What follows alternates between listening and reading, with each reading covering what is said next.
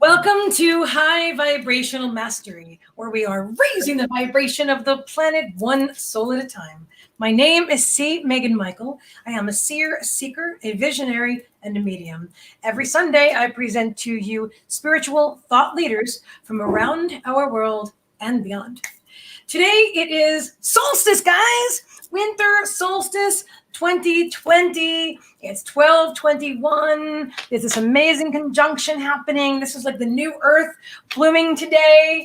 I'm really excited and honored to be joined once again by the incredible author and channeler, David Strickel.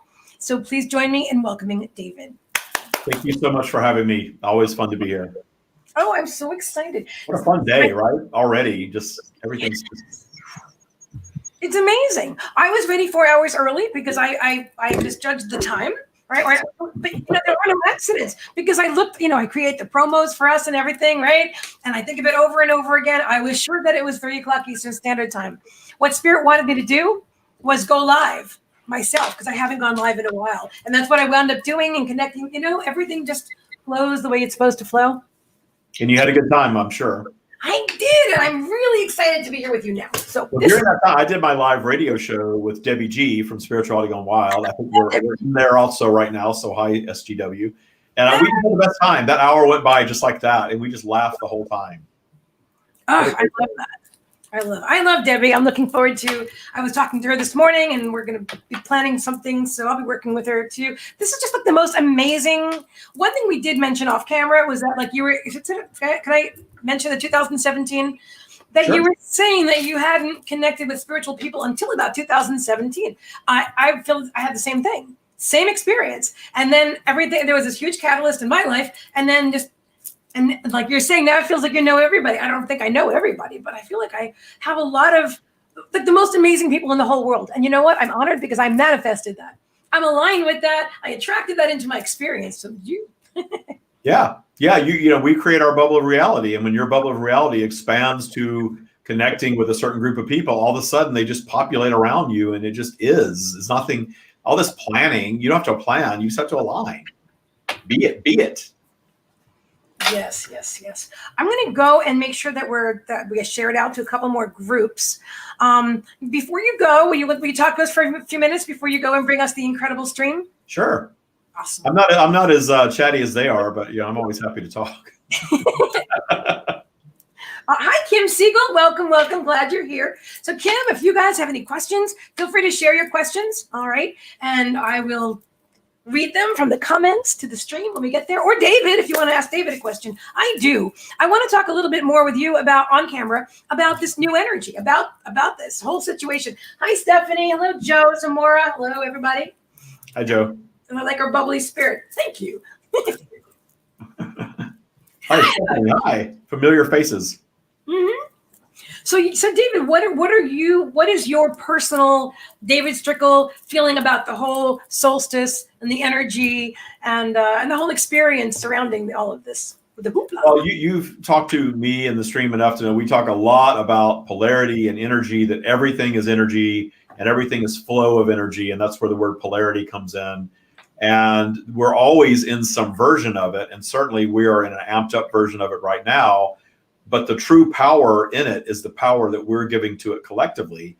And that's not to diminish the significance of the day or the event, but to simply illustrate how powerful we are. And that when we focus positively, we have this power all the time. We can all get together and get excited about anything. Christmas Day, New Year's, the end of the pandemic, whatever we want to get excited about, give it that power and that energy, or giving the energy and the power to the transformative energy of the pandemic. Whatever we want to do, however we want to focus on it, is how we create our reality. And we do that in our own lives. And of course, our lives are just a reflection of the collective of humanity. The collective of humanity is a reflection of the whole universe. So we have that power. We're creating this bubble as we perceive it. So that's why I love days like today. It shows you how powerful we are as creators. And then we just want to take that power into our personal lives and create it anytime we want. I love that. I love what you're saying. And I'm not meaning to be rude. I'm just trying to still share it. You're busy. You're sharing. I am sharing. I'll say hi to Mike Markowitz, a good friend. Oh, that was it? I thought you were going to say hi to 4 people. So everybody say hi. There's a lot of people on right now, but they're not all saying hi. I'm saying hi as they sign on. So I said hi to Stephanie, hi to Joe, hi to Kim. Some people, if you don't register with StreamYard, your name doesn't show up. So some people show up as Facebook user. So you can tell us who you are if we're not naming you by name. If you want That's Diane Hoffman, because I just read her comment on Facebook. Ah, perfect. She's the one that's saying, I'm so glad of manifesting finding this group. I love it. Thank you. We're going to have a fun time, however long it goes. We're going to go as long as it goes. Exactly.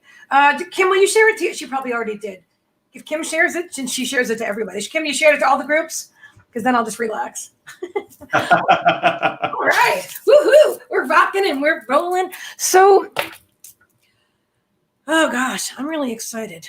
Is there anything else that I specifically want to ask you? Not at this moment. Maybe later. That's okay. Is that okay? Unless you want to talk about David and, you know. No, I'm just in a great space today. I felt great all day. I've been kind of meditating on and off all day long. You know, I'm all about the little mini just moments of silence rather than trying to go sequester myself. I'm a type A personality. I think you probably are too. And, you know, we're in get it done mode all the time, right? Got to get it done. Got to get this done. Got to accomplish something. You know, I'm you know, attached to this thing all the time. And to just put that down and just be quiet for just a little moment. And when you do the work that I do and that I'm sure you do, where you're kind of managing your perspective and your vibration all the time, allowing that source connection to just click is so easy when you sort of do the ongoing work. And then when you get your moment of still, a moment of silence, it's just there. And it's the best feeling in the world. And I've experienced a lot of fantastic physical experiences, a lot of manifestations that people want in life that think are going to bring them happiness. Nothing compares to that just isness of source. Yes. And these wonderful interactions are the best. They're absolutely the best. So anything that you want, you can have, but really appreciating stuff like this is where it's at. Oh, this is where it's at. I share with you. Oh, my cat moved it. Hang on one second. Let me fix this once. Oh, cats. Okay, so can I share with you, like, really quick, an amazing synchronicity that happened today? Oh, absolutely. Thank you. Oh, that looks really good. I like that idea. Water. See, grateful and blessed. I love it. Yeah, I want to charge that water up with good feelings. So, as I mentioned earlier, I think I mentioned, yes, I was 4 hours early for the broadcast. So I for some reason I thought, well, I guess because the one yesterday and the broadcast tomorrow, they're at 3:00. Anyway, I was sure it was 3:00. I even created the promos that way. So I'm all dressed and it's like 5-10 minutes to 3, and I'm thinking David's going to be here, and he's like, "I'll see you at 7." I said, "Ooh, oopsie, I'm way early." So Spirit, I'm looking in the camera and I'm talking to Spirit, and they're like, you know, I haven't gone live. Aside from my interviews that I do, I haven't gone live and just chatted with everybody in a while. And because I've been cocooning and evolving, you know how we do. And anyway, so I'm like, there I am, all made up, in my dress, in my clothes. I'm like, okay, I'm meant to do this. I knew it immediately. I knew it was meant to be, right? So so I'm on camera, I'm talking to everybody. And then I remember I gotten a gift today from a beautiful viewer named Bonnie, who was kind enough to send me some wild owl feathers about 6 months ago. Anyway, so, by the way, as I'm getting dressed, I'm putting on this, and I thought, that's odd. I've never, ever been drawn to that. In 2.5 years of live streaming, I've never worn this particular top. I opened the box on camera, just knowing faithfully that, you know, Spirit's with me, and I'm not going to be terribly surprised in a bad way. And I open it up, and there's this beautiful, beautiful, see the sunflowers? Yep. Look at the butterfly on the top. Now, you really, unfortunately, you can't see the sequins, but it's all made of sequins. Pardon my slightly messy corner over there. All made of, look what I'm wearing. David, hang on, where is it? Right there. What? Sparkly butterfly. What? Isn't that amazing? I mean, I've had this thing for a long time. It's been sitting in my closet doing nothing. And today I had to wear it. There was no other option. All sunflowers and butterflies in your world. Oh, sunflowers and butterflies. I mean, you know my sunflowers? Right? Say that again. You're in Florida, so you have good weather, right? I am in Florida. It's beautiful. It's actually cold. Not cold, but yeah, it's chilly here too. I'm in Southern California. I'm watching the sunset over the mountains right now. It's beautiful out there. But it's chilly here. I'm out in the desert, so this time of year we get chilly at night, and we get snow on top of the mountains, which is really cool. That's really cool. I have not been to California yet. I've heard amazing things about it. Here. I've lived in Florida for 12 years, and I like Florida, but I love California. It's just magical. Yeah. Yeah. Wow. I've been told by people, not recently, but I've been told by people. Despite what you hear on the news, it's actually wonderful here. Oh, I don't watch the news anyway. Oh yeah, well the news paints a horrible place, and trust me, it's not. It's a wonderful place. No, I bet it would be an amazing place. Yeah, good energy here for sure. Awesome. I've heard. I've been told by people that you seem like somebody who would live in California. Me, I'm like, okay, and that was long before I had a clue. I didn't know anybody in California at the time. Now I understand. That's a higher. It seems like a high vibrational. This could be a total stereotype, but the people that I've connected with are generally higher in vibration. They're into healthier things. They're into spirituality and open-mindedness. At least the ones I've encountered, which of course it's pretty woo out here for sure, but it's not all that. There's everything here, just like everywhere else. But it's geographically, it's just a beautiful place. It's interesting people.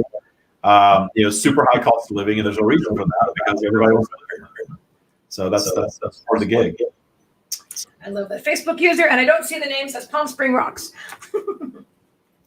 Change my speakers. I'm hearing feedback there. I think that's me that's doing that. So, have you been to Casadega, Florida? So interesting that you just said that. I live about 45 minutes away. That's it. I've never been there yet. But for Christmas, with my friend Diane and I, we just talked about it the other day. We're going to go to Casadega and spend the day there and see if there's like a tour or something like that. I would say, unless it's because it's tiny, that's what people don't know about it. It's a little diamond in the rough. And there are mediums that are in Casadega in the village, and then there's a lot of other things that are outside of that. It gets touristy when you get outside it. It's not big. It's nothing like Sedona or anything like that because nobody knows about it. But I discovered my ability to channel in Casadega, and I went to see a psychic. Her name was Hazel Burley. I don't know if she's still practicing or not. She's elderly. She was quite elderly 20 years ago when I met her, and she was the person that told me that I was a channel. And the day that I went to see her, I was walking. I got there early, being the type A person that I am. I get everywhere early, right? I'm there early, and I'm walking around. It's a tiny little place, and I'm walking around, and I round this corner, and I see this church in this little pond, and realized that I'd had this recurring dream throughout my life of being in this space with a church and a pond. And it wasn't even the storybook version of a church. It was like a strip mall kind of church. But I'd had this vision of walking up behind it with this little pond and realized that I was in my dream, that Casadega is what I've been dreaming about.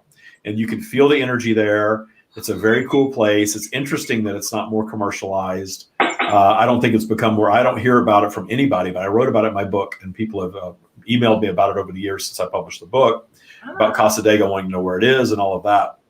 So it's a very special place to me, and that's right there in Florida.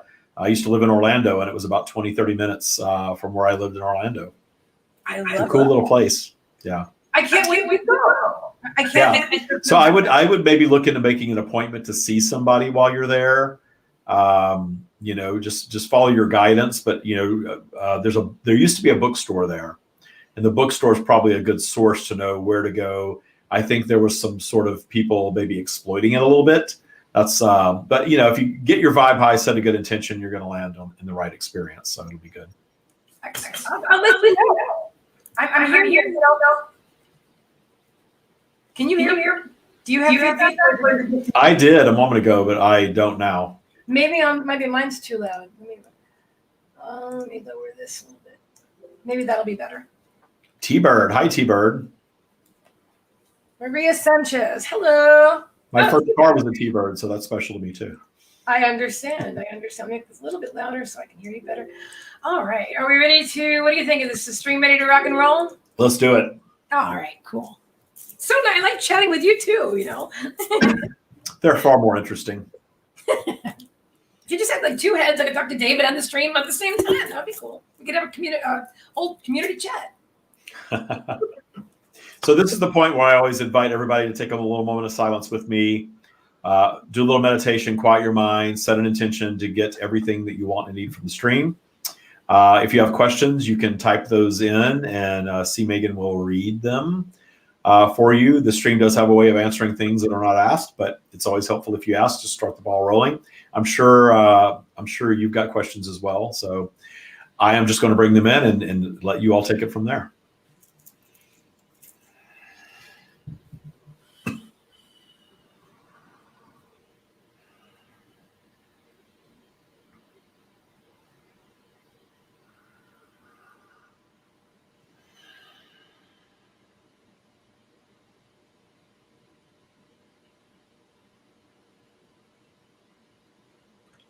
We are here. Welcome, stream. Welcome, welcome, welcome. I know you're there because I feel you. I feel your energy. Like immediately, I'm like, they're here. It's very kind of you to be here with us today on this auspicious occasion. I'm really excited. And I did speak with David about this, but I figured let me just start with you, if I may, and just ask you about today. What is special, if anything, about today from your broader perspective? You raise a very good point, and in that, as David was sharing before we dropped in, the thing that makes the day special is your collective focusing on the special aspects of it. The flow of energy is forever taking you all on this magical journey that we call polarity. Meaning this magical journey of your flow from high to what you often consider low vibration. But we very much want you all to know that there's truly no real low vibration. There is source-connected consciousness, and there is less than that. But the only thing that makes the low distasteful to you all is your own judgment of it. You have been told that it is dark energy, or that it is bad, or that it is your negative creation time. We have used those very words. But understand that your negative creations serve a purpose. Your unwanted creations are there to serve as the launch pad for your next new positive creation, your evolution, your solutions, all of these things that you savor so much. And it's important for you to understand in hearing our words that all of those solutions, all of that evolution, all of that expansion is available to you in your next trip up. And the expansion occurs in the trip up, not simply residing in the high vibration and parking yourselves there. And notice that no matter what you do, there is no parking yourselves there in that static space indefinitely. That your raising of your vibration takes a bit of effort. That was my question. My next question. Go ahead with your next question, and we will continue with this thread. Actually, it was that. It was about asking you about staying, because I know you can't stay, because I can be there often in that high vibrational state, and when I'm there, and some days it just feels like, oh my gosh, like I know I am a magnet for abundance. I know I am abundance. I know everything is working out for me. I know it all, right? Because in my consciously, I know it all, but now certain times when I raise my vibration, all of me knows it. It's not just I know it theoretically, but there are times when it is more challenging to get up here. And I guess what I'm asking, I'm not really sure what I'm asking. Okay, so the why of it is because we need the contrast for growth. Am I right about that? The purpose of any physical environment, and of course in this case we are speaking of planet Earth and the collective consciousness of humanity, the purpose is creation. And when you are in your, what we refer to as your completed state of pure positive energy, that is a luscious way to be, in that you want and need for nothing. You are pure love in that state. That is what you may refer to as the core of source energy. That is where we reside.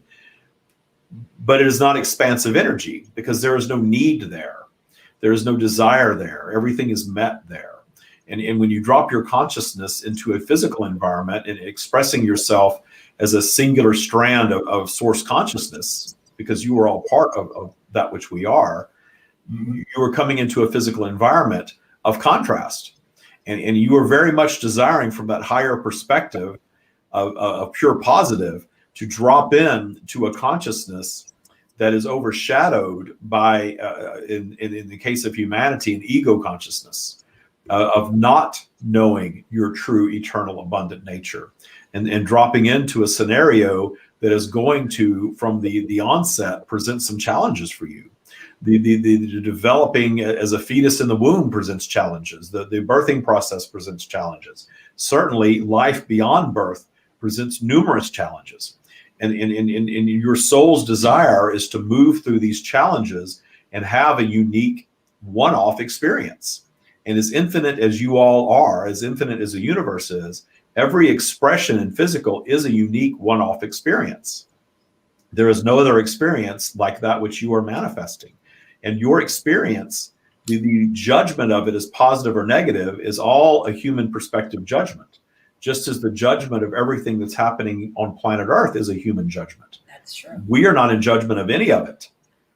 For we understand that you are all expressions of that which we are, and there is nothing going on your planet that can end that which you are. There's nothing going on here on planet Earth where you are expressing yourselves that will stop you from being. It is all positive. The cat entering the frame is positive. She's a good girl. The cat is wanting to say hello to us. Definitely. It is all positive. There is nothing negative that is going on. In the message that we are spreading for all of humanity, but certainly not all of humanity is ready to hear this. Those of you that have manifested your path to this interaction are, and that's why you are here. The message that we are wishing to share is to see it all as expansive, to see it all as positive, to see the dissolution of the relationship, or the unwanted diagnosis, or the empty bank account, or the added pounds, or whatever it is that you're experiencing as tools that are there to serve you via your own manifestation, to serve your expansion, because the solving of any of these things is the solving of them vibrationally first. And that vibrational solving occurs in your appreciation of them. When you learn to meet your obstacles in joy and appreciate them, they will be solved one way or another. And then the how is not necessarily your work. The how manifests for you magically in the raising of your vibration and appreciation of them. And you can prove this to yourselves. You can teach yourselves. You can retrain yourselves if need be to begin meeting your obstacles in joy and seeing them for the gifts that they truly are, and understanding that every manifestation is your manifestation. This does not mean that you are manifesting anything because you deserve it, or because you are owed it, or because you are desiring something that is unwanted specifically. None of you are desiring the extra pounds. None of you are desiring the unwanted diagnosis. None of you are desiring the empty bank account. However, when you manifest these things, your option is to allow them to send you racing down your spiral to a place where you do not want to be, that does not feel good to you. And your indication of being in a space that you do not want to be in is something that is not feeling good to you. I just thought of something. Thank you. So a few years ago, I guess 2016-17, I was diagnosed with stage 4 lymphoma. And that turned out to be my greatest teacher, the catalyst for my biggest expansion. It felt horrible. Horrible getting that diagnosis. I thought, oh my God, that was it. But you know what, though? At first it felt horrible, Stream, but then I felt relieved. And I'm not really even sure I understand that yet. I actually felt like relief, like wanting to sing in the shower. Like, I'm not exactly sure why. Is that something normal that people go through? Was it just me? Like, I'm looking forward to going home, which I'm clearly staying for a long time. But I guess I'm not really sure what I'm asking here. I'm just going to give it to you and see what you have to say. You hold an intentionality towards solutions. It is your nature to want to solve. Yeah, that's true. And your higher intention was solution. And your intention for solution was stronger than your fear. So your intention for solution guided you unknowingly back up your spiral, because the solution was being up your spiral. Oh, I see what you're saying. You are all as magical as you allow yourselves to be naturally. We speak of learning and learning tools and doing some work and all of these things. The learning of the tools and the doing of the work is actually unlearning all of the limiting beliefs and limiting thoughts that you are all trained to think. And you're all on different paths in regards to learning that. We also want you all to understand that this is not a one-size-fits-all universe, and you are not in a one-size-fits-all environment. So there is no getting it wrong. There is no wrong way to be. There is no wrong solution to that diagnosis. We are here offering guidance to a true solution to any diagnosis, which is finding appreciation for it and setting an intention for the best possible outcome and making your work being in high appreciation of all that is and allowing whatever is next to manifest for you. And it will. But not every human being is going to have that same reaction. You are very well aware that diagnosis can be delivered, and there are human beings that will race down their spiral and stay there and not allow themselves to go out and stay in that mindset of the victim mentality of, why did this happen to me? Why me? This is terrible. This is awful. This is the worst thing ever. I know that it's not going to end well. And that ends up being the path that is taken. And we are not here to create victims or blame victims. We are here to highlight the fact that you all create your own reality, and taking ownership of that creation is an extremely transformative process. When you begin to look at everything as your creation, you then own the power to shift focus and thus solve and evolve beyond and through any experience. And in the judgments that you are all taught are all human judgments. And your lives can be this journey of detuning all of the humanized judgments and humanized lower vibrational thoughts that you all absorb in your environment. Your environment is one of contrast. And you have moved through this very long period of being told that you're victims, being told that it's not your fault and that someone else is asserting themselves and causing you harm. That is all over your airwaves. And you can all see the results of that. Yes. And you can also see the demeanor of those who are not living that reality, the demeanor of those who feel empowered, who do not feel like victims, who feel like they are in control of their reality, regardless of external conditions. And the step one of all of that is to meet whatever it is that you've manifested in joy and appreciation, always. And finding that appreciation is very opposite of how humanity by and large operates. But if you trace back all of the things that you discern as not your preference, you will always trace that back to fear and judgment every single time. Okay. Thank you for that. Thank you, thank you, thank you. So we have some questions. Kim Siegel asks, I want to ask, will the transition, hang on, I need my glasses, I forgot. I'm like, why am I looking like this? I want to ask, will the transition to 4 or 5D be all at once, or a gradual thing? Some people think all at once and others think gradually. What does the stream say? Understand that these labels of 3D, 4D, 5D, more or less than that, all of these are human terms, human created terms to describe a perspective of a bubble of reality that is created from consciousness. And you all hold the power to shift your bubble of reality by shifting your perspective of everything that is. The trip from 3D to 5D is not a collective consciousness trip that you are all going to experience on your planet. You can dial back in to this 1 year from this date in your earthly time and see that to be true. See that this ascension from 3D to 5D is not your planet ascending to some utopian paradise where you're all suddenly agreeing with one another. The ascension is more human beings turning the news off, ignoring all of the fear-based teachings of your planet, questioning all of the traditions of control. You have many conditions of control around you, your government, your organized religions, your traditions, your cultures. There are elements of control woven into every state of being on your planet, every belief system, every human created belief systems, certainly. And you're moving beyond the belief in those and the buying into those and learning to zoom out. So your ascension is your version of, because you are all expressing yourselves as independent strands of source consciousness. The reality that you're experiencing is your creation. Yes. That is a bit difficult to understand because you are experiencing something that seems very real to you as a physically manifested being. And there is nothing wrong with that. We are not guiding you away from your physical reality. We are guiding you to find more joy in your physical reality and understand that your ascension from whatever dimension you believe you're in to the next level is your own perspective of what you are experiencing.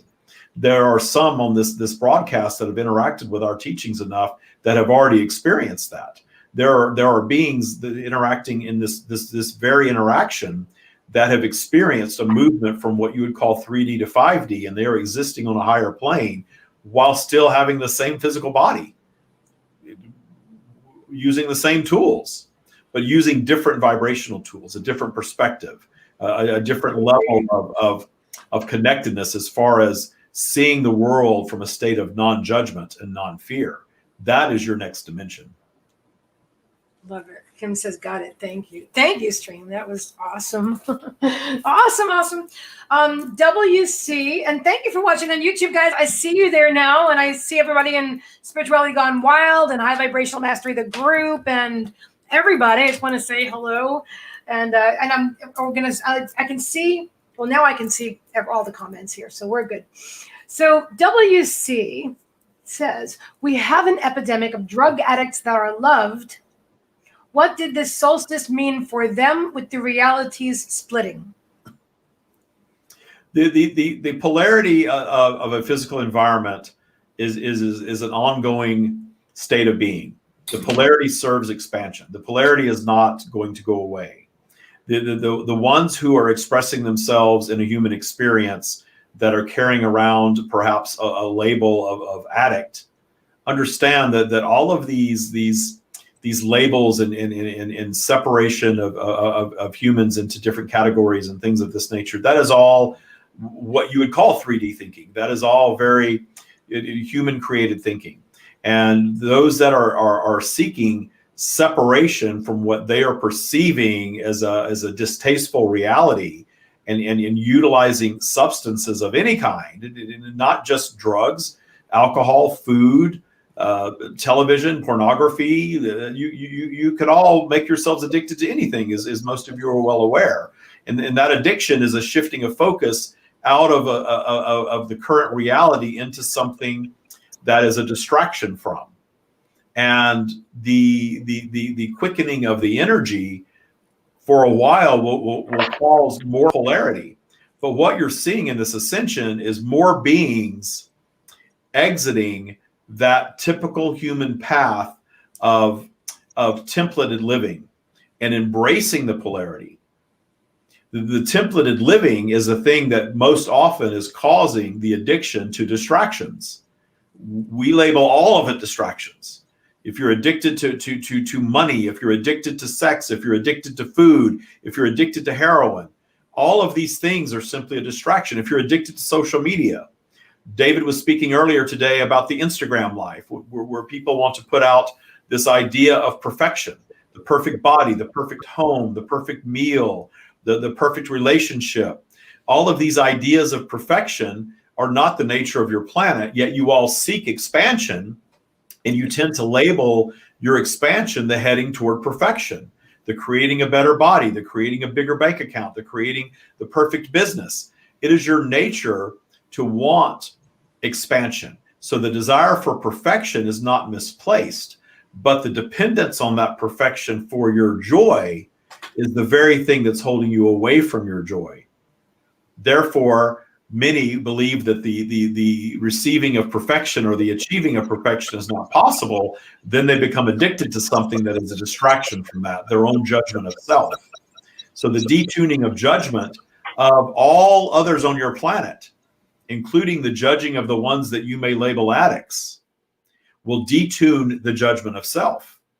So allowing all to have their experience, allowing those that are choosing a path of being addicted to drugs or anything else to be in high vibration around that, meaning high appreciation of them for the path that they're on without the need for them to change. That's the magic. That's the ascension. I love that. So great. I was doing a reading earlier, and I shared pretty much the same, different words, but same concept there. I love that. And so so I can ask you anything, right? Indeed. Thank you. All right. So I guess what I want to ask about is,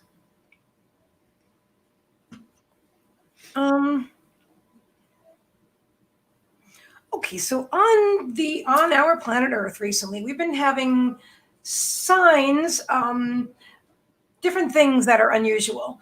Monoliths that you're probably aware of. The Vatican put out this Christmas nativity scene. There's a person with a space helmet on, and very, very like Sumerian, spacey looking, and that's the Vatican. And so and with all of these, now, I mean, I'm psychic anyway, but I'm seeing different things and hearing. I know that, but what about these physical things that are, as far as physical, what physical really is, right? Empty space. But what are these things here? Did humans put them here? Are they like a multidimensional thing to desensitize us, to get us closer to disclosure? I don't know. Maybe I'm out on a limb here, but I want to give that to you and talk about that, if you don't mind. You have all manifested your paths in physical at what is indeed a very special time, because you have created enough technology to bring yourselves together via your technology in a way that's very akin to collective consciousness. Mm-hmm. You can all jump on a device that most of humanity now has some access to, and use platforms such as this to communicate in ways that humanity has never communicated before in a physical way. Mm-hmm. Certainly you are all a collective consciousness, and you are all connected, and you are all communicating in a certainly higher than physical way. But now you're bringing the 3D reality, the physical, into that. And that is a very, very special transformation on your planet. And that special transformation, in a nutshell, is bringing you all together to compare notes like never before. And you're all getting together and understanding that, wait a minute, perhaps we don't need the tools of organized religion telling us who to love and how to be and what to think and all of these things. Perhaps we do not need an organized government governing over us and telling us that we have borders and that we belong to one country and not another, that we're not all humanity of planet Earth. Perhaps we do not need the social media reality of what our bodies are supposed to look like, or our homes are supposed to look like, or our bank accounts are supposed to look like. Perhaps we do not need any of this. Perhaps we can question all of it. And the collective questioning of all of it caused the fracturing of it. And you're seeing that occur in real time. You are seeing cracks in all of these institutions, your policing, your monarchy. This is a very exciting time that you are all creating for yourselves. And here you are in it, co-creating it, and all of your hands are in the clay. And your hands are in the clay creating what's next. And the creation of what's next is opening yourselves up to your eternal nature, opening yourselves up to your multidimensional nature, understanding that it's not all out there, that it's all within. And all of these magical things that you are conjuring on your planet are of your conjuring and will continue to be conjured. And you will continue to see more things that were at one time considered the out there, weird, esoteric, however you want to label it, including this, becoming more mainstream. You have more human beings stepping out now than ever before in the recorded history of humanity, certainly that you're aware of, speaking what you call God. Because you are all that. You are all that. You are all source. You all have your version of this.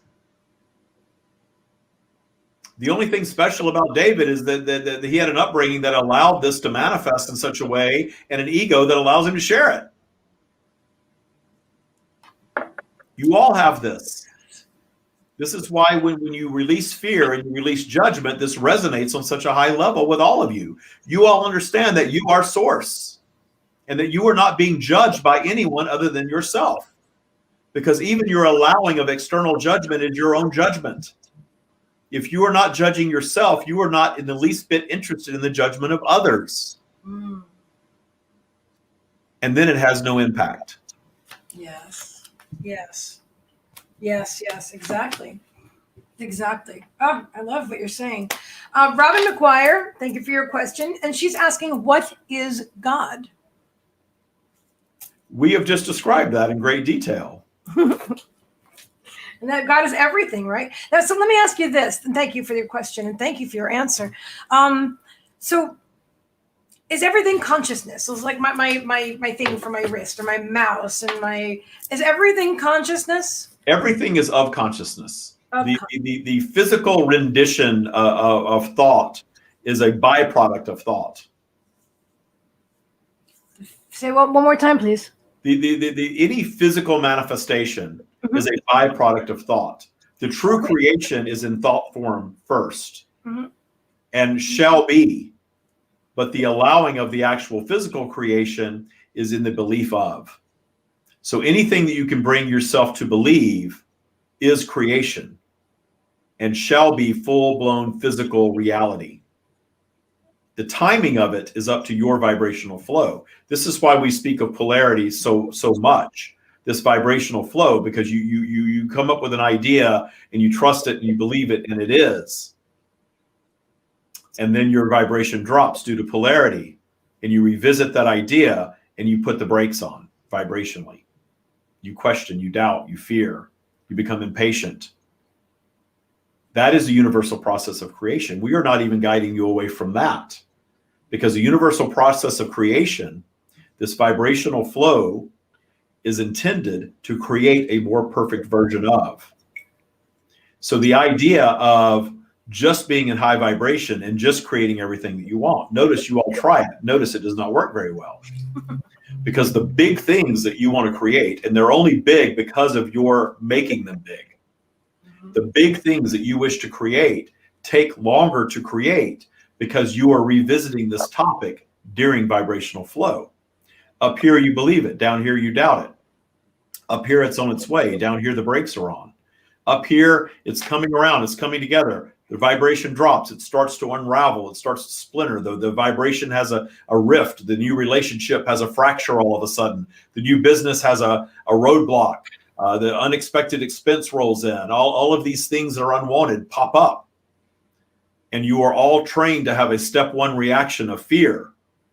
And that step one reaction of fear keeps most of you heading from step one back to step zero, back to step one, in this never-ending loop of non-creation and non-progress. Those of you who create, allow yourselves to move through step one, past the fear, the anger, the disbelief, the feeling of victimization, up your spiral to where the solutions are. You described that, speaking of your diagnosis at the onset of this interaction. Step one, you felt amazing. You got a diagnosis that was not your preference. Boom, you went down. You being solution-oriented, zoomed out without even knowing what that meant at that time, zoomed out to a higher perspective of letting go. And the solutions came. Yeah, that was quite amazing. quite amazing. And at the time, I don't know, whatever. I was going to question myself, but it's coming out. So at the time that I was diagnosed with the stage 4 cancer, I had also changed my whole life and moved to a place where I'd never been. And I left behind I didn't know that the term low vibration at the time, but that's what everything that no longer served me, which was everybody I ever knew. So I was all by myself in a brand new place and diagnosed with stage 4. I was like, oh, that really stinks. I wasn't happy at first, but it was the most freeing experience. I was just I felt really drawn to say that. The magic of the experience is that you were diagnosed as being at the end, and you had no option then to zoom out and go up in vibration. If you were diagnosed as something that was early stage, you could have perhaps manifested something much worse, because you would have spun around down there worrying about the next stage. You were told there were no more stages. Therefore, you had no option but to go up. That's true. For you. Yeah, no, I know. I feel what you're saying. Or leave. Yeah, I could have left. I knew I wasn't going to, though. I really did. I knew I wasn't going to. It's really incredible what we can accomplish in this world and how some of our absolute greatest teachers for expansion and our greatest well-being are some of the absolute worst things in the whole that you could ever imagine. It is all that. There is nothing happening on your planet that is going to end that which you are. The taking it so seriously is the thing that holds you away from your joy. But when you begin seeing yourselves as eternal beings, and you are, and innately you know this. This is why you are all seeking. You refer to yourself as a seeker. You are all seeking. You all know that you are much more than this physical body. You are much more than the judgments that are hung on you by your society. You feel the limitation in that. You feel pushed down and controlled, and that is not your nature. No. Not one of you. You can surrender to that if you wish, or you can zoom out and believe beyond it. And instead of trying to claw your way out of it, allow the journey to be the source of joy. That's why it's not about manifesting every single thing that you want.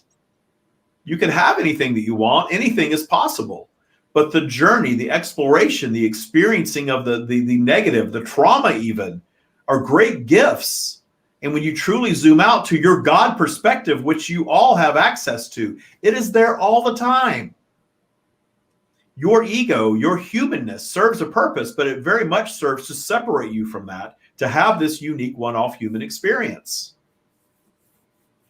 It is your co-creative partner, but learning to balance your ego consciousness and your soul consciousness, where they are operating in harmony, that's where the magic is.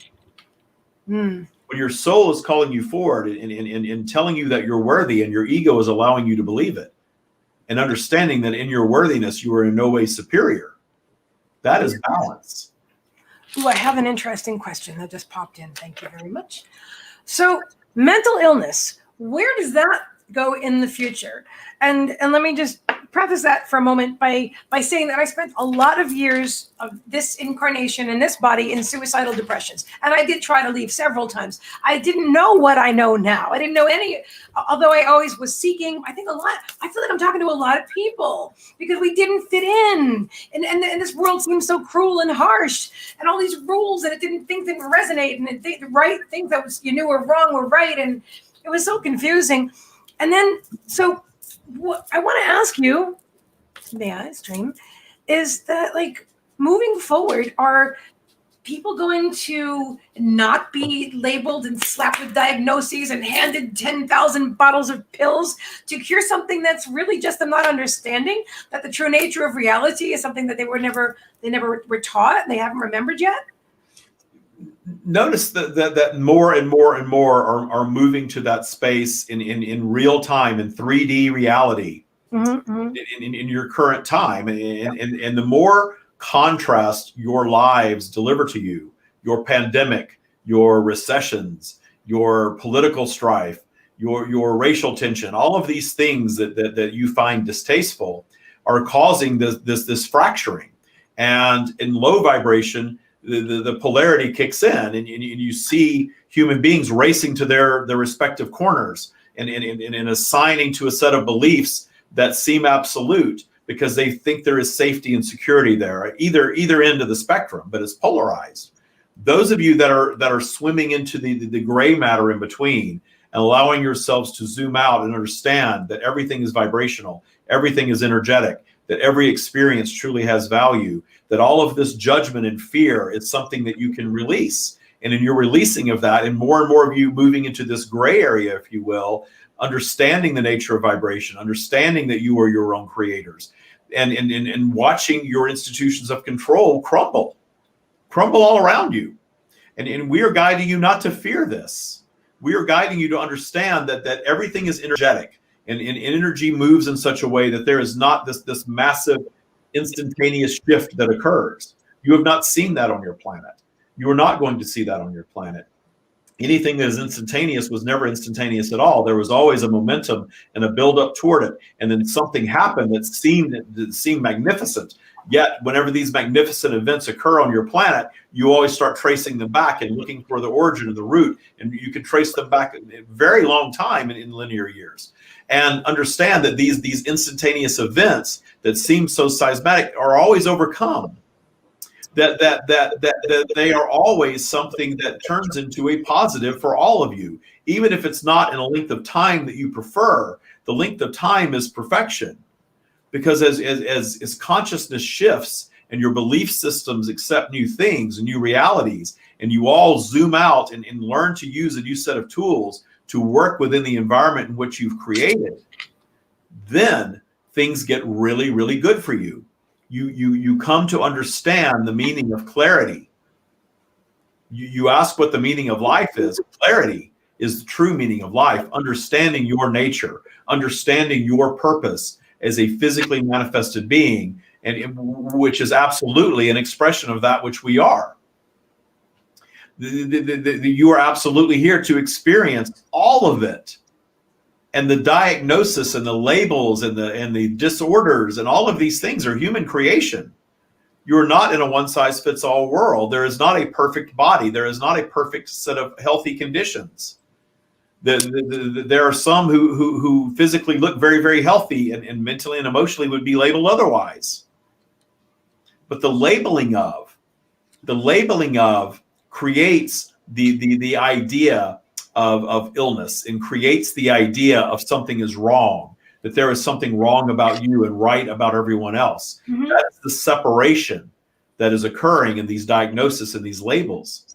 And you do not have to buy into any of them. David simply says he's not participating in certain things. He does not participate in politics. He does not participate in recession. And his reality does not include any aspect of that. He is not participating in the pandemic. Me neither. I love that. And that does not mean that he is not wearing a mask in public. Yeah, I understand. With the flow for him means wearing a mask in public, but not giving it any power. Yeah. Because the not wearing of the mask in defiance is giving it as much power as the wearing of the mask in fear. Yes. Yep. I totally get it. I love this. This is such a great talk. And I don't know if you read her mind or my mind, but the meaning of life was a question, and maybe you read it off the screen. I don't know. That was quite amazing. Not that I'm shocked, but I mean, it's still cool. You are the stream. So what about Edgar Jamal Bradley asks, how does one navigate relationships, especially romantic ones, with those who are maybe not as far along in their spiritual journey as the other? Good question. The nature of relationships in the process of creation is just like any other topic. You have vibrational flow.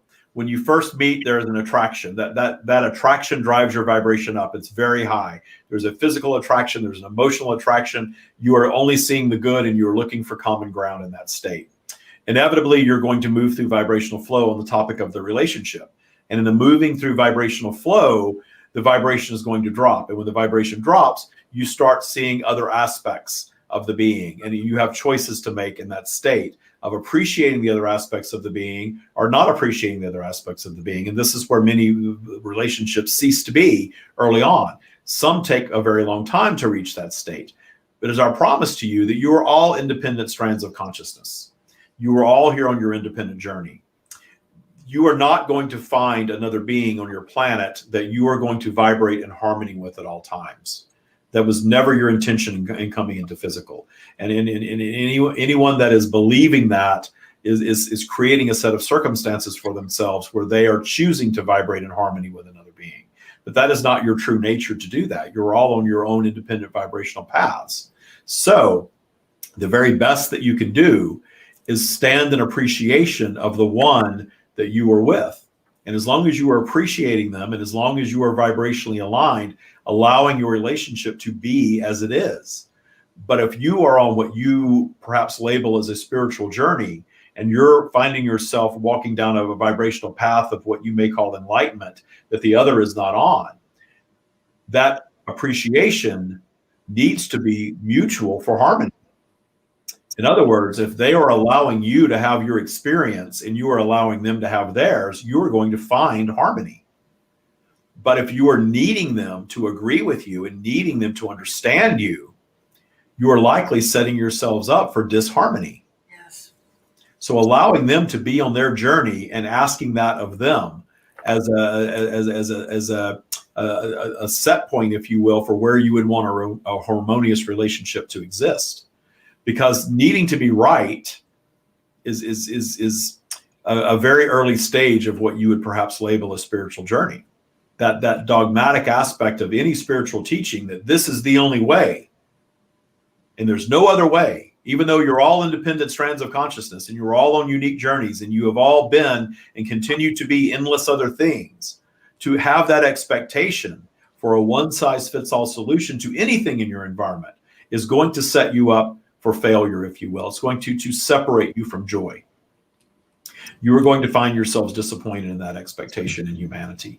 The very best that you can do for yourselves is to detune the judgment. You are all discerners of preference. So in that regard, you are all judgmental beings. You are here to experience a physical expression of source. And the things that you appreciate, anything that you appreciate in physical, is an expression of that which we are. It's an expression of the source version of you that you have manifested for your experiencing. Your belief in your ability to possess it, to experience it, to have it, to taste it, to hold it, to touch it, to be it, is it within your alignment, your belief of it, and your belief of your worthiness of it. But when you separate yourself from that, that's when you feel stress. There's something that you want to experience as a physical being that you do not yet believe that you can experience, and you feel stress. And that stress is a source of separation from our energy. That stress is a source for all of your ailments. That stress is something that holds you away from joy. And you do not have to hold yourselves away from joy, ever. Even in low vibrational territory, when you flow through that, your non-judgment of that period will bring you right back to joy. I love everything you're saying. I don't see the name. Okay, now it's got to be John, because it's not really a question, but I have to share it. It says, Gerald Ann Peterson, Heatherdale, we finally get to go to an outdoor rock concert nude. Hippie. But it must have been John, because somebody's saying amen to that. So welcome, guys. Now let me see. Someone is asking, I don't see the name. I'm trying to ask, do you remember me? My quest at times is to find those that knew me. The seeker, as you say, I know I'm being guided to spaces such as this to find myself and to find others I knew.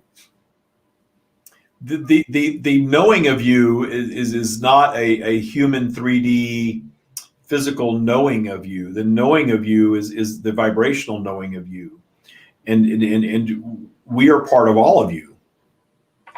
So there is no knowing or not knowing in that regard. The human interaction, the our message flowing through David and connecting with you vibrationally in an interaction such as this is a different level of knowing of you. That is knowing of you as you are as a human being in this vibrational moment, if you will. And your moment of linear time is a perception of yours, certainly, but the vibrational moment, the timestamp that is created in this interaction is a resonance, and that resonance is a knowing. This is why when you tune in and dial into what we are offering, and it resonates very highly, and it opens your mind up, and you feel the vibration flow through you of our energy, you understand that you are in vibrational vicinity of that which we are offering. You are in a high vibrational space, or you are very, very much desiring to be in a high vibrational space if you are here. And notice that all of humanity is not here in this interaction. Because you're all on different paths. And we are not guiding you to judge those who are not here. We are guiding you to a higher level of understanding. Those who are not here are on their own paths, having their own journey, their own experience. And those of you that are here have manifested your path here because there are offerings here that you are ready for. Wow. Thank you for that stream. Earl Lewis asks, when we return to source transition, will we immediately know all? Good question. Well, when you transition, that which you call the death experience, you return to your state of oneness with our energy, which is indeed omnipresent and omniscient. And it is far beyond your human consciousness. Your intention in being in physical form as a human being is to not have all of that awareness, so that you can come and savor and experience the life as a human being expressed on planet Earth in linear time. This experience is an experience that you have created for yourselves that is a tiny strand of all that you are. And it has value in the not knowing all of those things. But certainly when you return to your completed state, you are all knowing and all seeing as we are, as you are part of us. I love that. Thank you for that question. Thank you for your answer. Someone is asking, and I apologize, I don't see your name, but do spirits communicate by name? Is a very good question in that we do not have a name. Mm-hmm. There are many entities that are shared by human beings that have earthly names, very often male names. And notice that is all a human egocentric creation of the humanization of the energetic realm. The energetic realm, we do not communicate with words. We are coming and flowing through David, utilizing his intellect and vocabulary to interact with all of you in a way that you can truly connect at a 3D level and then move well beyond that very quickly, as you've all experienced. But the idea of an energetic realm entity being a singular consciousness entity is the humanization of. We are not numeric. You cannot judge how many we are. We have jokingly stated that we are more than 1,000, but we are not quantifiable that way. Nor are we gendered, nor do we have a human name, nor do we have an English name. The naming of all of that is human creation. We will dip a bit further into this, though, and certainly share that there is nothing wrong with your identifying the energetic realm as Archangel Michael or Isis or any of these things. We understand that you have created these likenesses so that when you are experiencing the energetic realm, you can give it a human identity to identify with it, relate to it on a different level. That is a tool. That is a tool that some of you may use for your entire lifetime. It is a tool that some of you may never dip into using whatsoever. It is a tool that some of you may use for a period of time and then move on from the need of such. There is no judgment around any of that, however. You are free to use any human-created tools that you wish to use. Understand that if they are bringing you joy, if they are bringing you clarity, if they are delivering to you your version of abundance, then there's no wrong. There is no judgment in any of that. So we are not saying that you are wrong to believe that.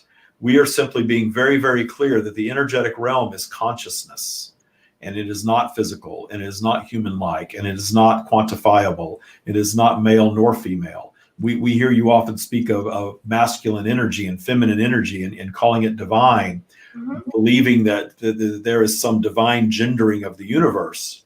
The divinity of it is the non-gender aspect of it.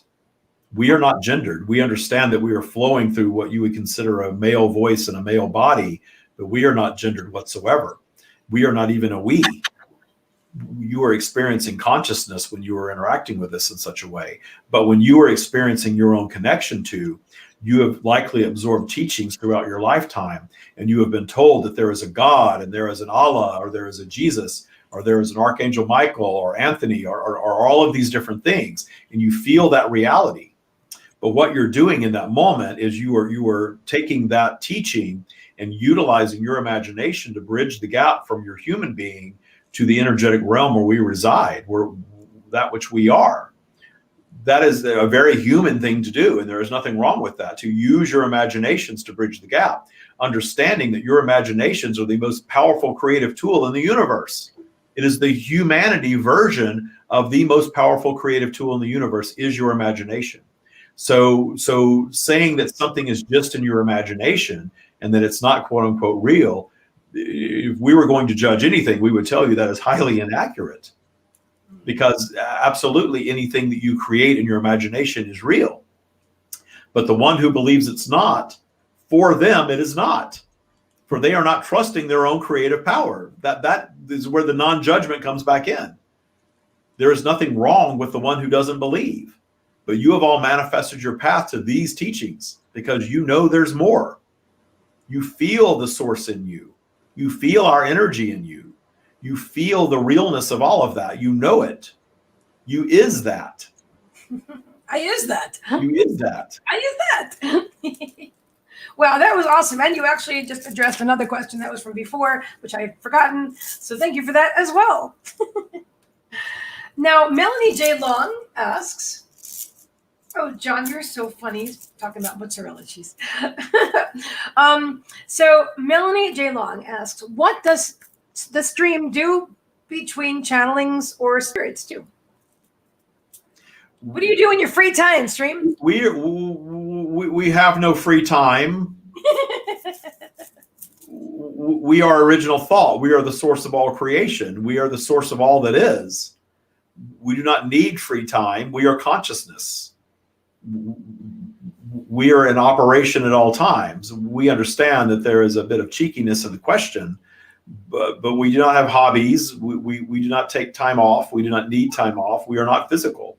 Those are all physical aspects of a physical reality. And we guide all of you to more of it, to more downtime, to more time going inward. We are certainly not guiding you to go spend your days on a mountaintop in meditation only, but more quiet time, less screen time, less time arguing, less time fearing, certainly, less time absorbing things that instill fear.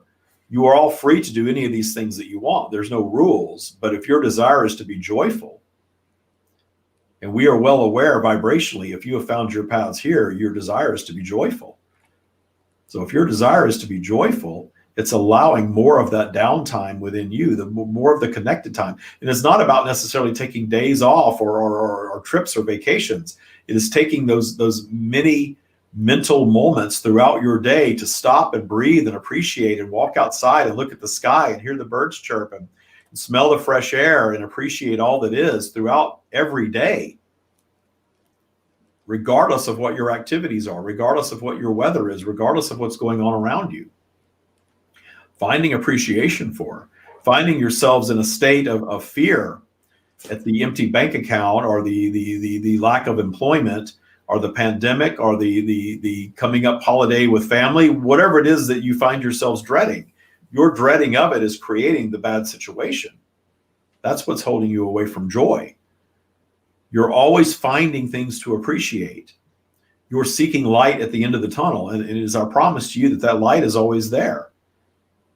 After the unwanted diagnosis, you can stand in the shower in appreciation of all that is and feel the healing energy of that and receive it. Thank you for that. So there was, I don't know who's saying it, probably John at this point. Yes, my desire is to enjoy a bends and to appreciate the birds, ocean, and earth and everything. So I have the truly honor and pleasure of interviewing other non-physicals, which is like the coolest thing in my whole life that I totally manifested for myself from sheer desire and allowing. But some of them are spirit guides, so they were physical. And one of them said to me that in response to a similar question, that in his free time, he rides his horse on the beach. This is non-physical. He was in the 1800s alive on this planet. He rides his horse on the beach and he does this or that. And so are there other non-physical energies that do things like that? Did that make any sense? I don't know. Understand that what you are experiencing, and we know that you are well aware of what you are experiencing, but there is no linear time. Everything that has ever happened and everything that is ever going to happen is simultaneously occurring. And in all of these other dimensions and universes that you all speak of, or you're all in all of it. You are tuned into a reality that feels like planet Earth in the year 2020, in the geographic location where you reside, but you're tuned to that vibration, and that's what you're experiencing. And the belief system, thus the technology that you have at this time, is allowing you to focus singularly on that. But when you're tapping into what's beyond physical, there is no time, there is no space. Being a human being, it is far more likely that you're going to be in vibrational alignment with other energies that are human, or human-like, or of your awareness in 3D. So you're going to tap into other people, if you will. other thought forms that were human, that are human, because you understand also that that strand of consciousness is infinite. That strand of consciousness is expressing itself in infinite other physical realities, not singularly as a human being. So you're tapping into it as a human being is tapping into it as a vibrational alignment to another human energy that still exists. That is why we say there is nothing that's going to end that which you are. You're riding the horse on the beach. If that is where your focus is, will be eternal. For there is no linear time. So when you are tapping into that guide, you are tapping into that energy, and you are filtering it through your mind. And through your mind, you are receiving it as a human being that once lived at this other time, that has this offering for you. You are tapping into the non-physical version of it, but certainly the strand of consciousness that indeed was human. Yes. When you read another human being, you understand you're reading the person in front of you and the energy of their loved ones as it relates to them more than the wholeness of what that loved one is, because that's beyond your ability to realize as a physically focused human being. Your mind will not allow you to realize an infinite being in its entirety, but the human strand as it relates to the person that you're giving the reading to, which has the value for them anyway. And as one who is using those abilities for the benefit of others, you understand that all of the benefit is in that relationship. Yes. There is no benefit in reading that person and telling them about what their aunt was, who is existing now on another planet, in another universe that you cannot relate to in any way.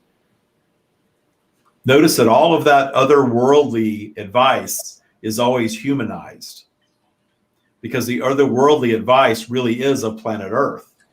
Planet Earth is its own vibration. There are other existences that are infinite, but your awareness is always going to be of Earth, because you are of Earth in this reality. Okay, so let me ask you this, please.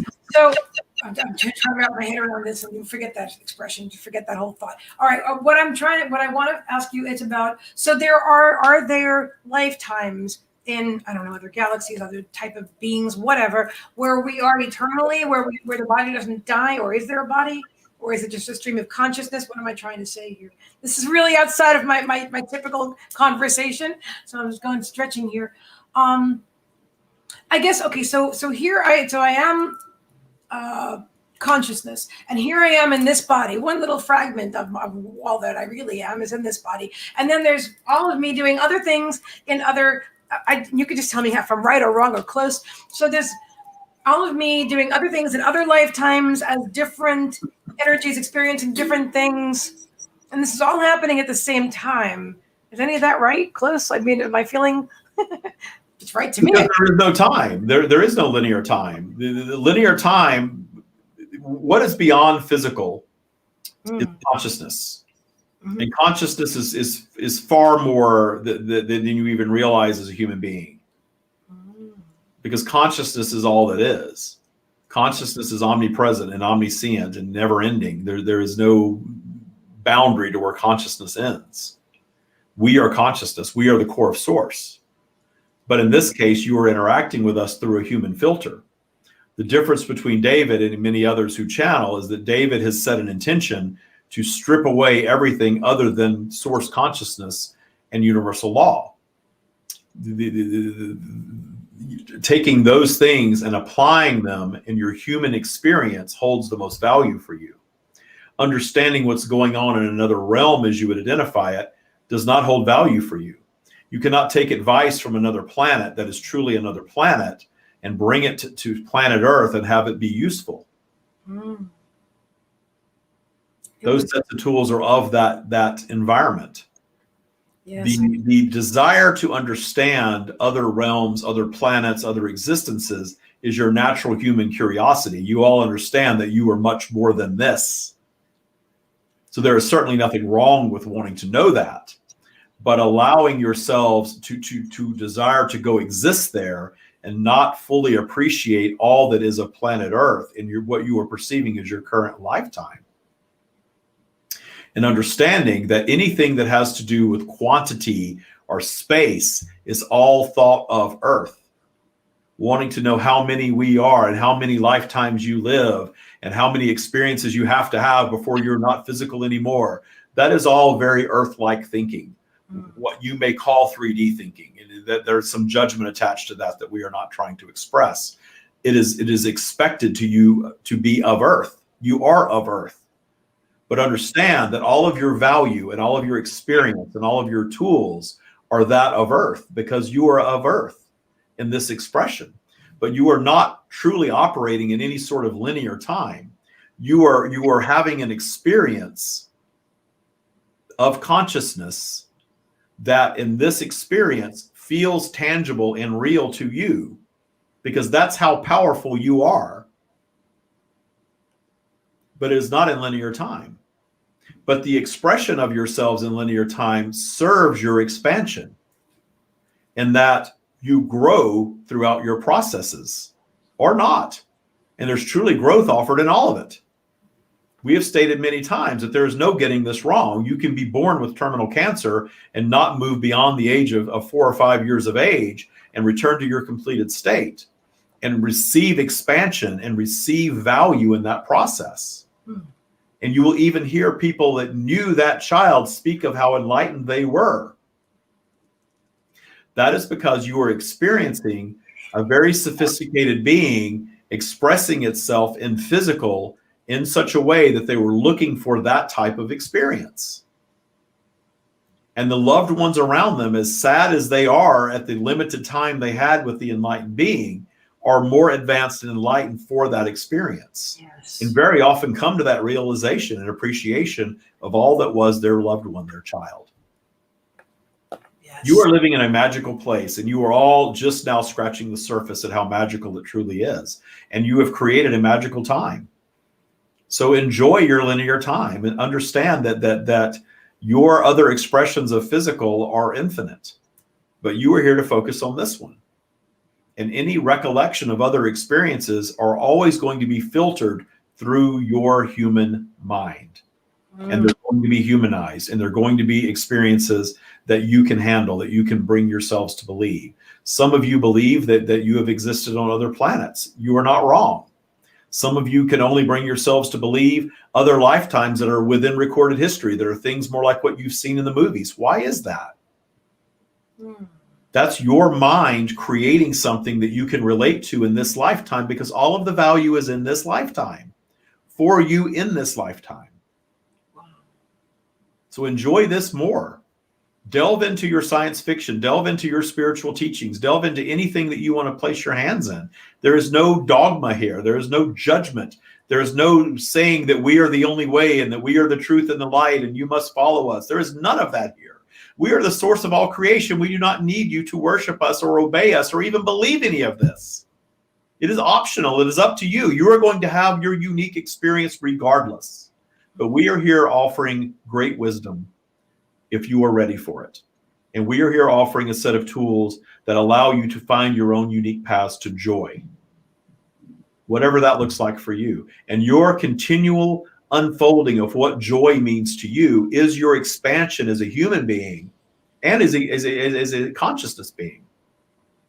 That is what you are offering back to the universe, is your creation of the solution, your healing of yourselves, your accepting of yourselves, your learning to love yourselves, whatever you've manifested, whatever body you're in, whatever job you're in, whatever home you're in, whatever is in your garage. Those things are as important as you make them, and there's no judgment from us for whatever you want. Have as many mansions and Lamborghinis and yachts as you desire, but understand that you see some individuals that never have enough. Why is that? That's because they think that one more thing is going to be the thing that finally brings them joy, and they've doubled down on that again and again and again. Yet they don't find the joy.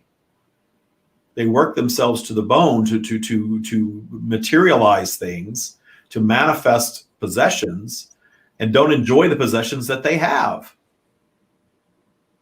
If you want some new possession to enjoy, our answer to you is to go enjoy the thing that you have. It is our promise to you that you're expansive by nature, so it's not going to stick you in that thing. But appreciation of what is your path to more, always, on any topic, including love of self. And if we could guide you in this interaction to one thing, it would be to more love of self, regardless of conditions. Because whatever conditions you have manifested for yourselves, we promise you it is your soul's desire to have manifested that for whatever it offers, even if the offering is a path out now. We are not guiding you away from whatever it is you want to experience. Your trimmer body, your more vacations, your bigger bank account. Just understand that the joy is in appreciating what is.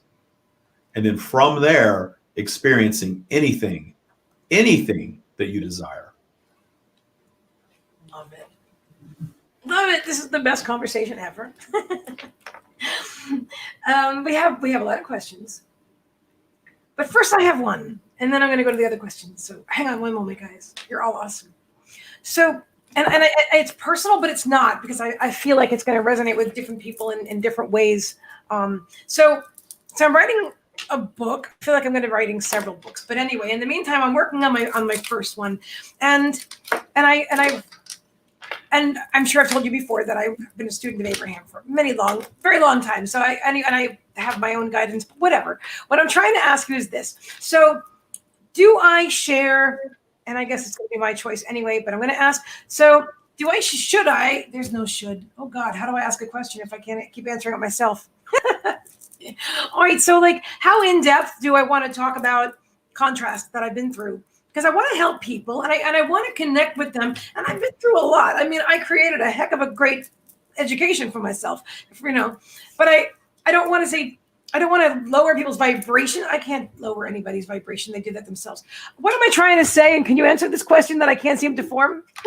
You are working your way through it quite very well on your own. But we will share that any tool that you want to use for teaching, if the vibration around it is sharing an experience to then share how you solved it with the intention of being inspiring and sharing tools, there's a very high vibration around that. David shares his life experiences over and over and over again and continues to manifest what would be considered challenges in his life and shares those in real time. Those of you that listen to his podcast have heard him share many times things that he's moving through in his life and how he's using our teachings to solve them. We are not guiding him to perfection. It is not our desire to guide him to perfection. It is not even his desire to achieve perfection any longer. He came to the full realization that the perfection is in the imperfection, the loving what is. So in the sharing of what was and how you moved through it and how you found appreciation for it, and that was the true tool to moving through it, is very helpful, because there are not a lot of teachers that are teaching that. Oh, really? There are teachers that are teaching to push against, to grind, to work harder, to work twice as much, to fight, to battle, to focus on exactly what you don't want, thinking it's somehow going to magically go away.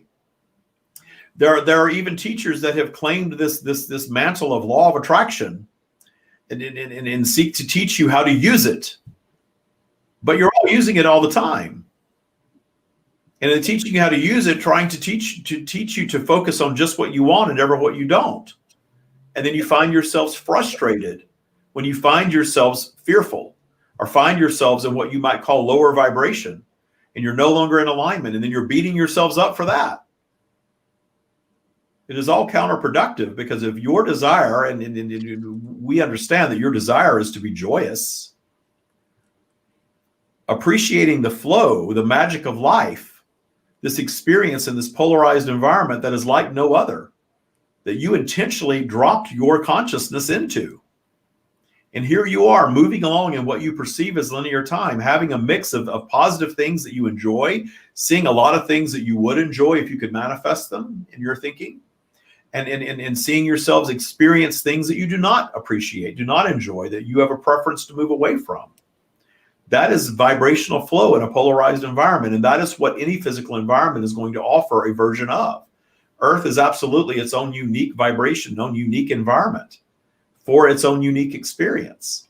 So the earthly vibrational flow creates these things that you all experience.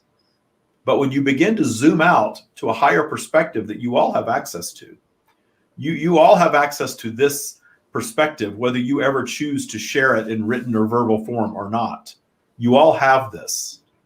When you take away fear and you take away judgment and you take away all of those human thoughts and ideas that keep you in control, that keep you on a path that you're assigned to, that never feels right to any of you.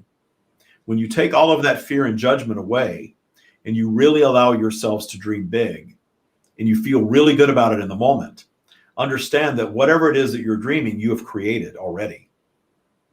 The reason it doesn't come so quickly is because your vibration will drop and then you will question. Teaching yourselves to no longer have that questioning of understanding that when your vibration drops, it's just a lower energy period. And that your work down there in that lower vibrational state is not to go and revisit all of the things that you want. Do not try to figure it out down there. That is not your figuring it out space. That is your go find joy space. Appreciate what is space. Appreciate that you have a vibrational flow, because you cannot fully appreciate the up if you do not have the down. We have taken you up and down in this very interaction. You felt it.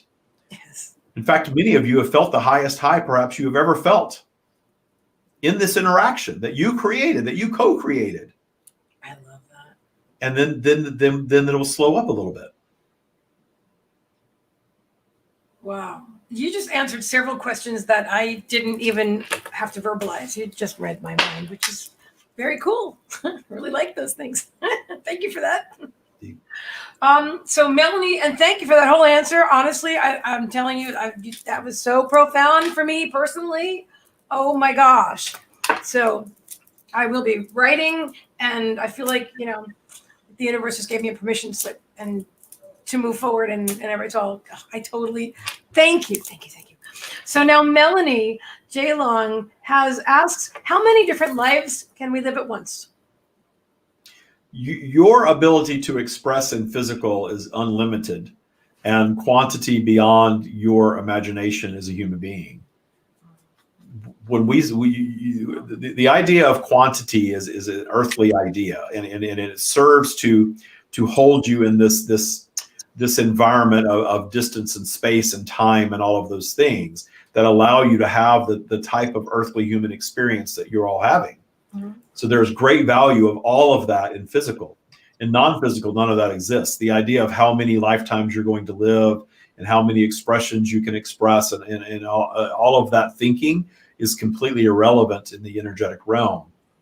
There is no need for that type of thinking. You can drop into as many as possible, and anything is possible. There is no ending to it. I love that. Thank you for that. We have a question from Edgar Jamal Bradley asking, I like your name, Edgar Jamal Bradley, just really flows. So is there a deeper truth about what is the Trinity of the Father, the Son, and the Holy Spirit that humanity may misunderstand or have misunderstood? There are many things that are more or less metaphors for the being at one with Source. You are all Source, but you are all human beings. And when you write these things and come up with these things, you are co-creating from a human perspective. So the idea of an eternal consciousness being eternal, original thought, all that is, and then the idea of an earthly environment, which is an ecosystem of an expression of Source that houses a collective consciousness of many different physical forms, and then bring that in one more time to your individual expression of consciousness, the Father, the Son, and the Holy Ghost. And that can go inward or outward. It is 3 different levels of consciousness, yet it is all one. Wow.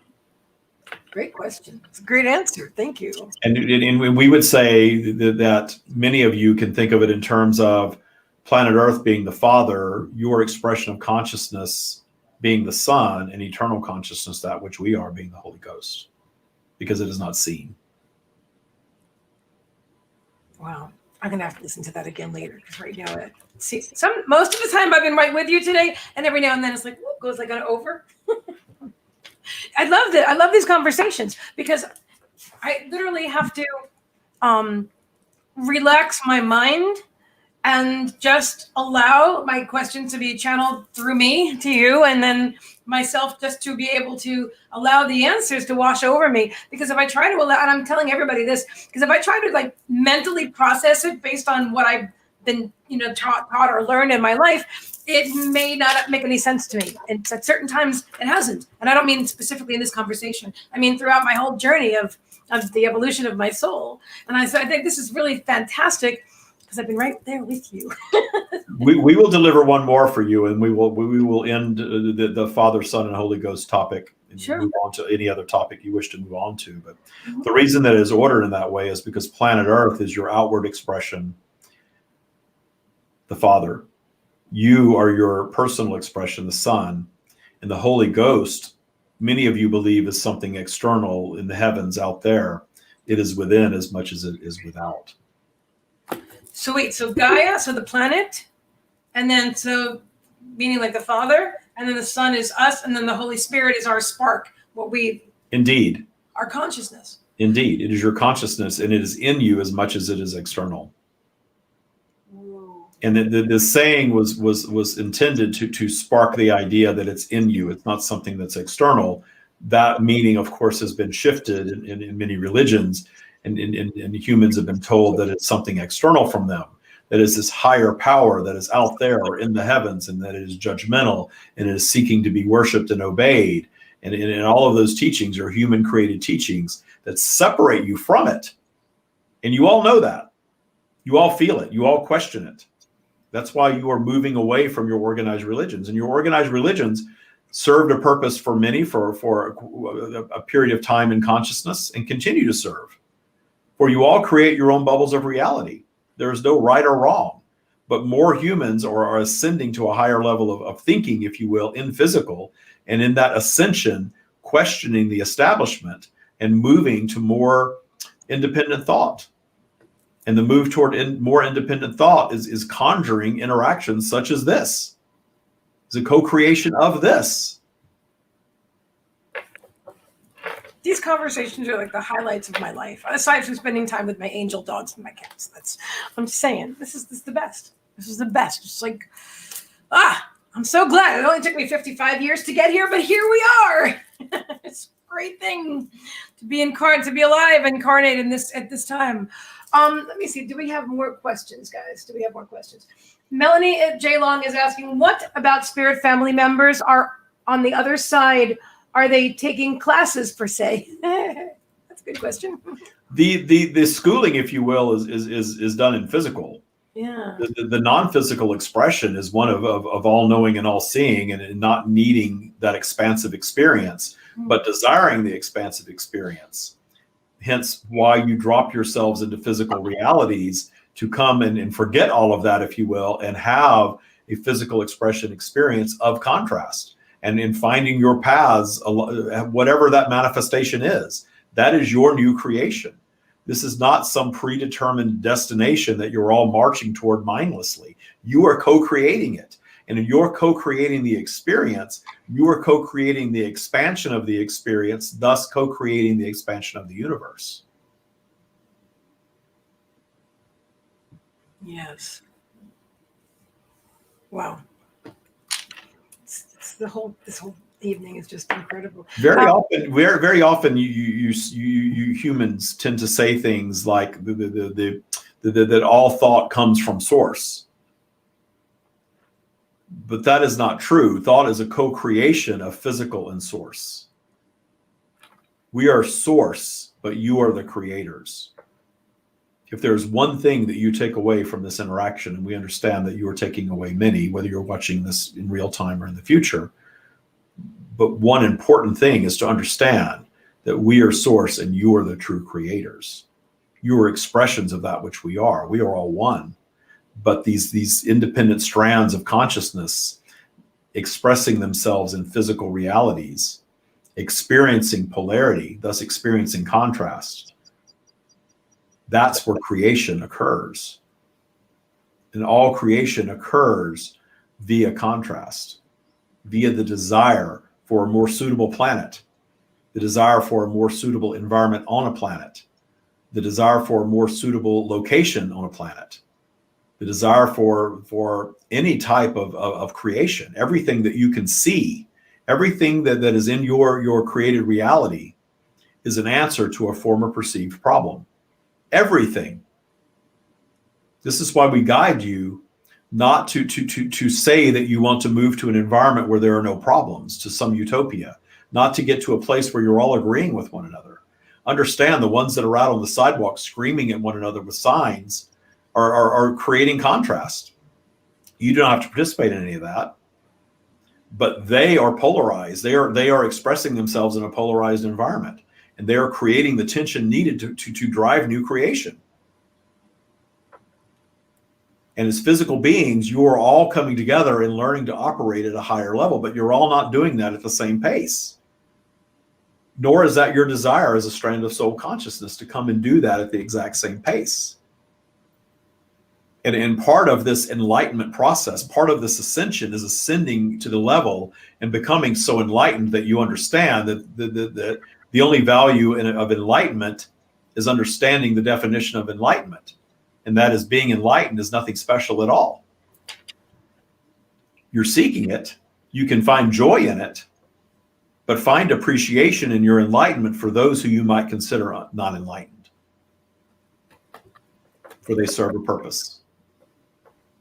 I feel what you're saying. Thank you for that too. So we have two questions that seem to be pretty much the same, and I like it. So we're going to go for this. It says, so if you okay, what she's asking is, so if you choose to not to come back here, then are you a guide? And I always want to add to that a little bit, because I was wondering, can you even, first of all, can you choose not to come back? Which I think you probably can, but let's see. Can you choose not to come back and you automatically become a spirit guide? Or is that something you can choose to be? Also, from my perspective, the other day I thought, wait a minute, maybe I am a spirit guide already right? Does that make sense? Oh my God, I get it. I'm so good at this. You are more than one thing. Right. You are expressing yourself as a singular strand of consciousness. But when you shed your physical human form and return to what we refer to as your completed state, you understand that you are one thing and you are all things. So you are a guide, you are a ghost, you are a strand of source consciousness, you are source, you are infinite other types of beings, you are all of it. But you are expressing yourself here in what you call this lifetime and what you call linear time as an independent strand of consciousness. So all of your thinking is going to be in relation to that. So imagining yourself as a guide and as a completed state strand of consciousness, choosing not to come back into physical again, all of that is correct, and none of it is correct, because it is beyond your comprehension to truly understand that which you are eternally. But as our promise to you, if you think of your lifetime as something difficult and think of yourselves as a strand of consciousness that's going to return to your completed state, and in that state of all knowing and all seeing, choose to just be static in that state, that would be the only thing that we would say is really off base, because you are not static energy. And in being that you're not static energy, you are, for lack of a better term, eager to express yourselves in physical infinitely. I understand that now. For a long part of this life, this particular incarnation, I was like looking forward to never coming back again. But I totally understand what you're saying. That's because you are not yet in full appreciation of all that you are and all that you have amassed in your experience. But once you appreciate all of that, going and coming is no big deal. Right. And once you appreciate all that for you, then you can turn that outward yet again and appreciate the experience of all others, regardless of your discernment as whether that is your preference for them or not. Moving to a space of appreciation of all that is, appreciation of the addicts and the ones with the disorders and the ones that are truly disconnected and the ones that are out on the street corner screaming about politics every day or bombing buildings even or whatever activity they're partaking in. If you can stand in appreciation of every strand of consciousness simply having its experience and holding yourselves in a state of discerning your preference, not to participate or to participate, but in releasing the need to judge all of that. Yes. that is going to create your 5D. That is going to create your utopian existence. It's already available to you exactly as you are, where you are, and how you are.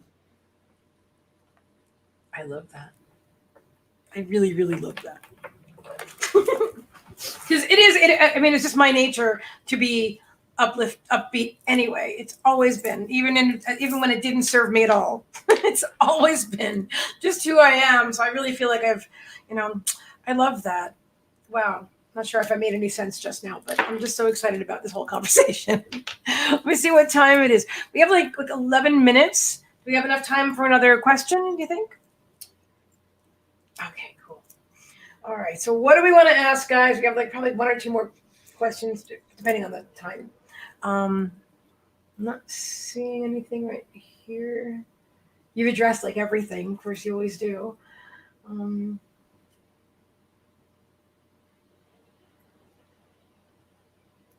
Okay, I'm not sure who asked this, but you'll know anyway. You'll read the energy. I would like to know how to take this information and to translate it into the experience that I'm having right now. We have delivered a set of teachings that David teaches called the Taya Practice. And that is the clearest answer to align with all of the teachings that we offer. And it is something that he teaches everywhere all the time. You can Google him, if you will. You can find him anywhere and find him teaching these things. And they all come together. All of these teachings come together in a very real set of tools that you can apply in your lives. The Taya Practice stands for trusting your abundance. And it is a co-creative effort between our teachings and David from his human perspective. And he teaches it to people all over the planet. And it is extremely transformative. So if you wish to take our teachings and apply it, it is the perfect question to end all this up, because David found himself frustrated with the teachings of others at times, in that he couldn't take what they were teaching and apply it through a period of vibrational flow, which you were all in. You find a new set of teachings, you get very excited, you read a new book, you find a new podcast, you find a new YouTube video, you hear certain things that are very transformative, and you know that they have the power to transform your experience. But then trying to apply them in your up and down vibrational flow becomes tedious, becomes frustrating. And you find yourselves very often reverting back to how you were and how things were before. That's your default vibration. You all have one. Look around your lives. Your lives are a reflection of your default vibration. If you want to expand your consciousness and activate an awakening experience, there are things that you need to unlearn that your society teaches you to think and believe about yourselves. That is the first step into changing everything about yourselves. What we are offering is a transformative awakening experience for all who are ready for it, who all are aligned with it. And the set of tools that he teaches are very much about implementing things in your lives to align yourselves with universal law, true universal law. The polarity and vibrational flow have more impact in your lives than understanding law of attraction. Law of attraction is gravity. It's happening to all of you all the time. You're all creating your experience at all times. And we are moving into teachings where you are now ready to fully comprehend, as our host is ready to fully comprehend that which we are offering, and has expanded in this experience. And many of you, as a vibrational alignment to this, have as well. And now where to take it from here is completely up to you. You can take it and ponder it. You can take it and appreciate it. You can take it and forget about it. You can take it and say that it's too much, or you can do some work and start to implement it for yourselves. There's no wrong path. But if you feel that you have been expanded in this interaction and you want to learn more, that is where you go to learn more. Thank you. Thank you, Stream. That's awesome. That was exactly where we wanted to end up. So the question was obviously in great alignment with our desires in sharing this, and David's desire in sharing this, and your desire in offering this up. The perfect ending to the absolutely splendid, perfect interaction. I agree. That is all. Thank you so much. Thank you. Wow. Wow. Wow, David. Wow. Oh my gosh. Wow. You are good. Thanks. Look what you drew out of them. Oh my goodness gracious. I'm like, wow, because I get it. I haven't brought tears to my eyes in a while, but look at this. They are, I know. Amazing. And I love how wow, this is just an incredible experience. I love how we ended up talking about the Taya boot camp, because if they say that I sent them to Taya, don't they get an extra session or something like that? Oh. My human mind kicked in. I'm like, well, you can. I'm kind of aware of where we ended up there. It's funny that was like the perfect. Yeah. So I created a set of teachings around their a set of tools around their teachings. I'm very confused after I channel. They kind of take the wind out of me, if you know what I mean. So I created these things for myself, and they were very transformative in my life, and they continue to transform my life in big, big ways. And I do teach it all over the place, and it's called the Taya Practice. You can just Google TYA, the Taya Practice. You have to Google all those words, though, the Taya Practice, because Taya stands for a lot of other stuff.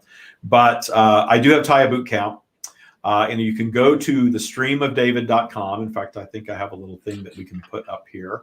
I love that. You can go to thestreamofdavid.com/TYA to learn more about the Taya Practice. I have a boot camp program for people that are really ready to get in and work with me for 12 weeks. Of coaching. It's very intense. It's a big thing for people that are really ready to transform their lives. And you can go to that page. I believe the masterclass is there now. And you can go to that page. You can read all about Taya. You can learn about Taya Boot Camp. You can take the free masterclass, which is 45 minutes, very well spent 45 minutes to learn about this practice. And then at the end of that, you can book a session with me. I don't charge for these sessions, and it's a clarity session to find out if Taya is the right thing for you or not. Lisa Danhai is just signing on. She actually graduated from our Taya Boot Camp, so she can tell you all about it. But if you do that, since you were watching this interaction and C. Meagan was the host, mention that C. Meagan sent you in your form that you fill out to do the free session with me. And if you end up taking Taya Boot Camp, you get a free extra hour session with the stream. I think it's a $197 value is what we charge for an hour session with stream. So you get one of those with Taya Boot Camp.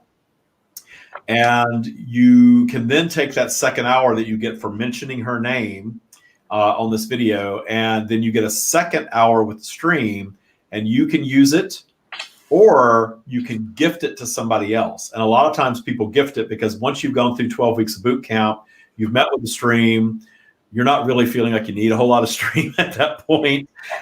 And sometimes people save those, they don't expire, and use them way after they graduate from boot camp. But you do get a second hour with the stream, or you can give that hour to somebody else if you think it's something that they will really get a lot out of. Awesome. So do that. Check out Taya, the Taya Practice. Thank you all so much. This was fun. Wasn't it? You drew fire from them. I loved it. I don't remember all of it, but the parts that I was present for, it was like, holy shit. It was incredible, the most amazing experience, and I would love to do this again. Yeah, no, it was fun. It was fantastic. So I appreciate you hosting. My pleasure. Honor and a pleasure. David, you're amazing. I thank you so very much for this opportunity. And all of you, it wasn't just me. We had a lot of co-creation going on here. Oh, the questions are always what make it happen, right? Yeah, amazing questions being asked today. And I really want to thank everybody for that as well. I just remember being in the background. At one point, you were kind of spiraling, and I was like, oh, she's so adorable. I love this interaction, because you were just like, oh, my God. So that was very good for me. I appreciate it. But I was getting the answers as I was asking the question, and I had to keep reformulating it. And finally, I'm like, oh, just take it. I'll pass you the No, it was all the questions, the interactions, the vibration of the day just created. This is my last thing today, too. And what a great way to end the day. I'm going to go out and look at the star, David. Oh, thank coming up. It already happened. It's already peaked. Oh, well, we'll find it. I shall do the same. So thank you again. This is awesome. Thank you. Love to you all. Thank you so much. And Merry Christmas to everybody.